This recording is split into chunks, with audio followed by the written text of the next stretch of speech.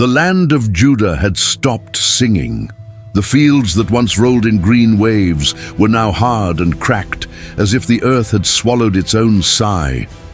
Bethlehem, ironically called House of Bread, no longer had any bread. Houses held almost empty sacks. Mothers divided the last handful of flour, and children looked at their parents with those sunken eyes of someone who has learned far too early what scarcity is. Among those families there was a man named Elimelech. He, his wife Naomi, and their two sons, Mahlon and Kilion, lived in Bethlehem, but with each passing day the table grew poorer. And in a way, the more hunger pressed in, the more Elimelech wondered, is this really what God has for us? Just stand here, watching everything fall apart? Then he made a decision that would change the course of his household. He decided to leave the promised land and seek survival somewhere else. The destination he chose was Moab, a foreign land, with different customs and gods strange to the God of Israel. It seemed at first glance like a smart move. There was still harvest there, still food. Naomi packed a few things, took one last look at Bethlehem, and left with her husband and sons. The dusty road marked every step of that family, leaving behind the land of promise, trying to flee from hunger, but unknowingly drawing nearer to other sorrows. In Moab, at first, life seemed to start over. There was wheat, there was water, and as time went by, Naomi's two sons grew up and married Moabite women, Orpah and Ruth. The house once again had laughter, women's voices, the smell of bread in the oven. It seemed the storm had passed, but the story did not end there. One day, Elimelech fell ill. Far from his land, far from his relatives, he died. Naomi found herself a widow in a foreign land. The heart feels heavier when you suffer far from home, and Naomi felt that weight. Even so, she still had her sons. Until about 10 years later, another tragedy visited them. First one son, then the other. Mahlon and Kilion also died. Now imagine the scene. 3 widows in one house, no husbands, no sons, no heirs. Naomi, Orpah, and Ruth, 3 women with different stories, but marked by the same grief. None of them had a secure support network. None of them had guarantees for the future. It was in that setting that Naomi heard a rumor coming from Judah. The Lord has visited his people, and bread has returned to the house of bread. The famine had ended. The land they had left in a time of crisis was now beginning to blossom again. Naomi, tired, broken, but still alive, decided, I'm going back home. She got up to leave Moab. Orpah and Ruth at first went with her. On the road, however, something happened. Naomi stopped, looked at her daughters-in-law, and said with bitter honesty, My daughters, why would you come with me? I have no more sons to give you. Even if I conceived today and had sons, would you wait until they grew up? No, go back. Go back to your mother's houses, to your people. The Lord's hand has gone out against me. I have nothing left to offer you. She blessed them, wept with them, and, in a way, tried to set them free from the weight of walking beside a woman who felt empty. Orpah wept, hugged Naomi, and, after a moment of hesitation, decided to turn back. She returned to Moab, to what was familiar, to the security she still had there. But Ruth did not move. She held Naomi firmly as someone who grasps not just a mother-in-law, but a calling. Her eyes did not waver, and the words that came from her mouth became one of the most striking declarations in the Bible. Don't urge me to leave you or to turn back from following you. Where you go, I will go, and where you stay, I will stay. Your people will be my people, and your God will be my God.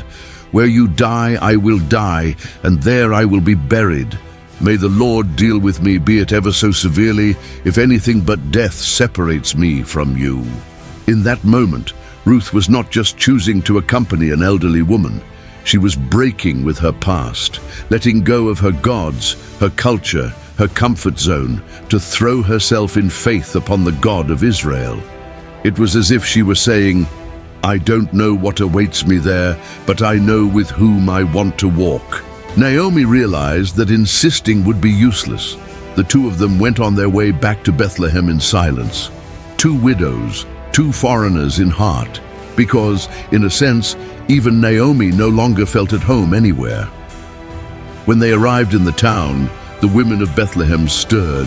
"Is this Naomi? Has she come back?" But her answer was harsh.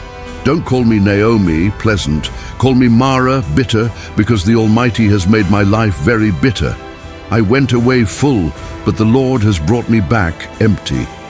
In Naomi's mind, everything was loss. She saw only ashes where God was already preparing seeds. They arrived in Bethlehem at the time of the barley harvest. The fields were full of workers. Life seemed to have regained its rhythm. But inside the simple house where they settled, two women were trying to understand how they would survive from that point on. This is where Ruth's quiet faithfulness turns into action. One morning she looked at Naomi and, with humility and determination, said something like, "Let me go to the fields. Maybe I'll find someone who allows me to gather the leftover stalks, so we will have something to eat." It's worth remembering that God's law in Israel said landowners were not to harvest everything down to the last stalk. They were to leave the edges, the gleanings, the fallen ears of grain for the poor, the orphans, the foreigners, and the widows. It was God's way of teaching his people to practice justice and compassion, even in times of prosperity. Ruth seized that opening of mercy. With a tight heart, but with faith, she went to the fields. She walked among the sheaves, bending down, picking up stalk by stalk, turning exhaustion into bread. The Bible says that, as it turned out, she ended up in the field of a man named Boaz. But everyone who knows God's ways understands that where Scripture says, "by chance," heaven is whispering purpose. Boaz was a respected man in Bethlehem. Wealthy in land, influential among the elders, a man who feared the Lord. And there was one detail Ruth did not yet know. He was a relative of Elimelech, Naomi's deceased husband. Boaz came to the field that day, greeted the workers with the peace of someone who honors God in the everyday, and then noticed a different young woman, gleaning at the edges, in silence, not drawing attention, but not stopping for a moment. "Whose young woman is that?" he asked the foreman. The overseer replied, "She is the Moabite who came back with Naomi from Moab. She asked to glean behind the reapers, and she's been here since early morning, hardly resting." Boaz walked over to Ruth. He could have looked only at her background, a foreigner, a poor widow, someone without status. But he saw something more: character, loyalty, courage. With gentleness, he said, "My daughter, don't go to glean in another field. Stay here with my servant girls. I've ordered the young men not to touch you, and when you are thirsty, drink from the water jars the servants have filled." Ruth bowed with her face to the ground, astonished. "Why have I found such favor in your eyes, that you notice me, a foreigner?" Boaz replied with words she might not have expected, "I've been told all about what you have done for your mother-in-law since the death of your husband, how you left your father and mother and the land where you were born, and came to a people you did not know before. May the Lord repay you for what you have done. May you be richly rewarded by the Lord, the God of Israel, under whose wings you have come to take refuge." Under his wings, Boaz, without knowing it, was describing exactly what God was doing with her. At mealtime, Boaz invited Ruth to eat with the workers. She sat among them, ate bread, tasted roasted grain, drank, regained her strength, and even saved what was left to take back to Naomi. When the sun went down, Ruth went home carrying an amount of barley that caught the eye. Naomi, seeing that abundant harvest in the hands of a single woman, could not hold back her surprise. "My daughter, where did you glean today? In what field did you work? May the one who took notice of you be blessed." Ruth told her the name, a man named Boaz. When she heard that name, a different light flickered in the eyes of the widow who called herself bitter. "Boaz, That man is our close relative, one of our kinsman-redeemers. In that word, redeemer, lay an ancient law. In Israel, when a man died without leaving children, a close relative could marry the widow to raise up offspring in the name of the deceased and keep the inheritance within the family. It was an act of justice, honor, and restoration. Ruth kept gleaning in Boaz's fields for the entire barley and wheat harvest, going out early, coming back late, bringing food home to Naomi. Day after day, her faithfulness became a routine, and her routine became a tool in God's hands. Between one ear of grain and the next, without realizing it, Ruth was harvesting destiny. Boaz was watching as well. Not only her strength at work or her discreet beauty, but the fact that she wasn't chasing advantage or young men or easy shortcuts. She stayed faithful to her mother-in-law, to the God she had embraced, to her posture as a servant. And that pleased Boaz's heart and God's heart. Here is where the most delicate part of the story begins. When the harvest season was nearing its end, Naomi realized it was time to take another step. As an experienced woman who knew the law, she said to Ruth, "My daughter, I need to find a home for you, where you will be well provided for. Boaz is our relative with whose servant girls you have been. Tonight, he will be winnowing barley on the threshing floor. Wash, put on perfume, and put on your best clothes. Then go down to the threshing floor, but don't let him know you are there until he has finished eating and drinking. When he lies down, note the place where he is lying, then go and uncover his feet and lie down. He will tell you what you should do." It may sound strange to modern ears, but within the culture and law of Israel, that gesture was not cheap seduction. It was a symbolic way for Ruth to say, "I am asking you to act as my redeemer. I am placing myself under your responsibility and protection." Once again, Ruth chose to trust. She could have said, "This is too much for me." But instead she answered, in essence, "I will do everything you say." That night, Boaz ate, drank, was in good spirits, and lay down beside a heap of grain to guard the harvest. The threshing floor was quiet. The only light came from the stars. Then quietly, Ruth approached, uncovered his feet, and lay down. In the middle of the night, Boaz startled. Something had touched his feet. He turned and saw a woman lying there. "Who are you?" he asked. "I am Ruth, your servant," she replied. "Spread the corner of your garment over your servant, for you are a kinsman-redeemer." That was a request for covenant. Ruth, the foreign widow, was asking Boaz to cover her with his protection and fulfill the role of redeemer, securing offspring and dignity for the name of the deceased. Boaz could have been angry. He could have driven her away. Instead, his words were, "May you be blessed by the Lord, my daughter. This last kindness of yours is greater than the first, because you have not run after the younger men, whether rich or poor. And now, don't be afraid. I will do for you all you ask. All my fellow townsmen know that you are a woman of noble character. But there was one detail," he added. "It is true that I am a kinsman-redeemer, but there is another man who is more closely related than I. Tomorrow I will speak with him. If he wants to redeem you, good, let him redeem you. But if he is not willing, as surely as the Lord lives, I will redeem you. Now lie here until morning." Before dawn, Boaz filled Ruth's cloak with a generous amount of barley and sent her away quietly to protect her reputation. When Ruth came home, Naomi was waiting anxiously. After hearing every detail of the night, she concluded with wisdom, "Now wait, my daughter. That man will not rest until he has settled this today." While Ruth waited, Boaz rose to face the most important day in that story. He went to the city gate, the place where the elders gathered to decide cases and seal covenants. He sat down, and as soon as he saw the closer relative pass by, he called, "My friend, come over here and sit down." He also invited 10 of the elders to sit as witnesses. Then he presented the case. "Naomi, who has come back from Moab, is selling the piece of land that belonged to our relative Elimelech. I thought I should bring the matter to your attention. If you want to redeem it, do so here in the presence of these men. If not, I will redeem it." At first the man replied, "I will redeem it." But Boaz went on, revealing the full picture.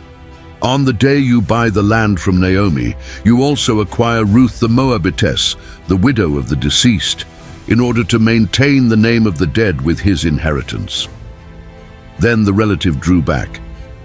"In that case, I cannot redeem it, because it might endanger my own inheritance. You redeem it yourself. I give up my right." To seal the decision, he took off his sandal and handed it to Boaz, an ancient sign that the right of redemption had passed to the other man. Then Boaz stood before the elders and all the people and declared, "Today you are witnesses that I have bought from Naomi all the property of Elimelech, Kilion, and Mahlon. I have also taken Ruth, the Moabitess, Mahlon's widow, to be my wife, in order to maintain the name of the dead with his inheritance." The people answered with a blessing, "May the Lord make this woman who is coming into your home like Rachel and Leah, who together built up the house of Israel. May you be powerful in Ephrathah and famous in Bethlehem. May your house be like that of Perez, whom Tamar bore to Judah." So Boaz took Ruth as his wife, not as an act of pity, but as the fulfillment of a purpose God had been weaving ever since a foreign widow decided to follow a bitter mother-in-law and trust the God of Israel. The Lord granted that Ruth would conceive. From that union a boy was born, Obed. The women of Bethlehem, who had once heard Naomi's laments, now said, "Praise be to the Lord, who this day has not left you without a redeemer. May this boy become famous in Israel. He will renew your life and sustain you in your old age." Naomi took the baby in her arms, like someone receiving back the joy she thought she had lost forever. The woman who had asked to be called bitter was now cradling a living promise. They named the boy Obed. He would become the father of Jesse, and Jesse would become the father of David, the king after God's own heart. And centuries later, from David's line, Jesus Christ would be born, the Messiah, the Redeemer, the one who is the true kinsman-redeemer of us all. Do you see? On the surface, Ruth's story is about famine, grief, hard work in the fields, a marriage, and the birth of a child. But at a deeper level, it is about a God who takes an unknown widow in a pagan land and places her at the root of the greatest story of redemption of all time. Not one tear Ruth shed in Moab was forgotten. Not one step she took at Naomi's side went unnoticed. Not a single ear of grain she picked up in Bethlehem was irrelevant. God used it all: the pain, the faithfulness, the work, the courage, the waiting. And this is where that story meets yours. Maybe you identify with Naomi, feeling like you went out full and came back empty. Maybe you see yourself in Ruth, trying to start over in a strange land, gathering little ears of hope where there doesn't seem to be much. Maybe you look at your own life and think, my chapter is the chapter of mourning. But the God of Ruth is still writing new stories. He still takes outsiders and makes them family. He still takes mourning and turns it into promise. He still takes dry paths and little by little makes a harvest grow. If this message is speaking to you, I want to ask you to do something. Write in the comments, "Lord, write a new story in me." That's not just a phrase, it's a prayer. And if you love to dive into narratives like this, deep and full of meaning, subscribe now to the channel Discípulos da Biblia. Here we walk together through the pages of the Word, seeking to understand not only what happened, but what God still wants to do in us today. Turn on the notification bell so you don't miss the next videos, and share this with someone who needs to remember. It's not over yet. God is still writing. May the God of Ruth, the God who turned mourning into promise, visit your home, heal your heart, and show you that in Christ there is always room for a new beginning. You are watching Discípulos da Biblia. May the peace of the Lord be with you, and see you in the next video.